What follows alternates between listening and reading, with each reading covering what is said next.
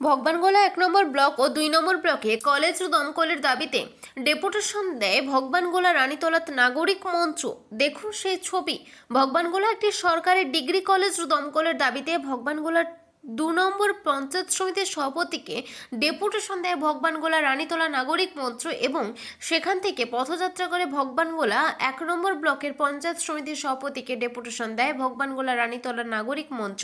এই ডেপুটেশনে উপস্থিত ছিলেন ভগবানগোলা রানীতলা নাগরিক মঞ্চের সম্পাদক আজমল হক ও ভগবানগোলা রানীতলা নাগরিক মঞ্চের উপদেষ্টা আইয়ুব হোসেন ও সম্পাদক ইমরান আলী, এছাড়াও আরও অন্যান্যরা। দেখুন সেই ছবি। ভগবানগোলা থেকে জাকিরুল হকের রিপোর্ট, বাংলা নিউজ। কি কারণে এই ডেপুটেশন? আমরা ভগবানগোলা রানীতলা নাগরিক মঞ্চ দীর্ঘদিন থেকে ভগবানগোলা বিধানসভা এলাকায় একটা সরকারি ডিগ্রি কলেজ চাইছি। কারণ মুর্শিদাবাদ জেলায় কোনো সরকারি ডিগ্রি কলেজ নেই।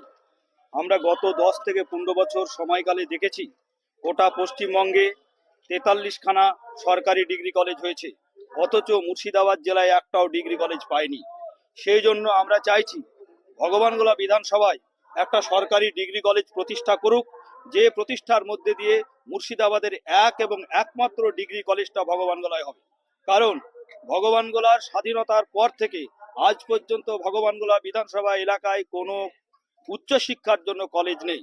অথচ ভগবানগোলার জনবিন্যাস যদি লক্ষ্য করি তাহলে দেখতে পাচ্ছি সেখানে প্রায় 5 লক্ষ মানুষের বসবাস।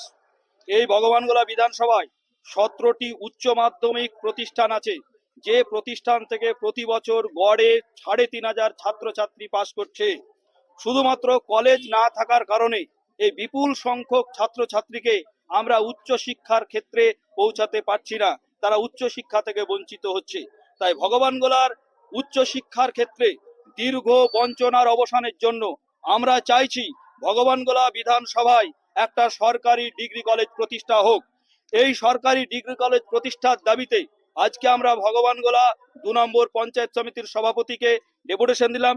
এই ডেপুটেশন কার্যকলাপের পরেই আমরা এখান থেকে পদযাত্রা করে ভগবানগোলায় সরকারি ডিগ্রি কলেজ এবং সেই সঙ্গে দমকল কেন্দ্র প্রতিষ্ঠার দাবিতে আমরা ভগবানগোলা 1 নম্বর বিডি অফিস পর্যন্ত পদযাত্রা করছি এবং সেখানে গিয়েও আমরা ভগবানগোলার 1 নম্বর পঞ্চায়েত সমিতিকে একই দাবিতে যে ভগবানগোলায় সরকারি ডিগ্রি কলেজ প্রতিষ্ঠা এবং দমকল প্রতিষ্ঠার জন্য আমরা ভগবানগোলা 1 পঞ্চায়েত সমিতির সভাপতিকে ডেপুটেশন দেব।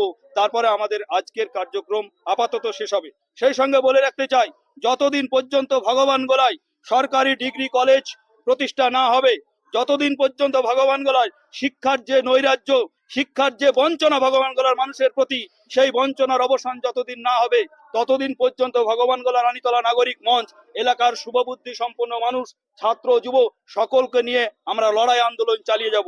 তাই আমি আবারও এখানকার প্রশাসন, এখানকার জনপ্রতিনিধি, এখানে সর্বস্তরের মানুষের কাছে অনুরোধ করছি, আমাদের এই দাবিকে মান্যতা দিয়ে এই পঞ্চায়েত সমিতির কাছে অনুরোধ করে এসেছি, আপনারা পঞ্চায়েত সমিতিগতভাবে আমাদের এই দাবিকে সামনে রেখে রেজুলেশন করুন এবং সেই রেজুলেশনের সঙ্গে আমাদের এই দাবিপত্রকে একসঙ্গে করে ডিএম সাহেবের মাধ্যমে বা জেলা পরিষদের সভাধিপতির মাধ্যমে উচ্চ শিক্ষা দপ্তরে এবং মাননীয় মুখ্যমন্ত্রীর দপ্তরে পাঠান এবং কলেজ তৈরির যে পথ, সেই পথকে সহজ করুন এবং আগামী দিনে ভগবানগোলায় সরকারি ডিগ্রি কলেজ প্রতিষ্ঠার মধ্যে দিয়ে মুর্শিদাবাদ জেলার এক এবং একমাত্র সরকারি ডিগ্রি কলেজ প্রতিষ্ঠা হবে এই আশা ব্যক্ত করছি।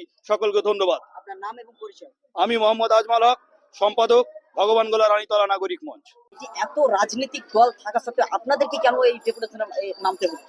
রাজনৈতিক দলগুলো যদি দায়িত্ব বহন করতো তাহলে আমাদেরকে এই আন্দোলনে নামতে হতো না।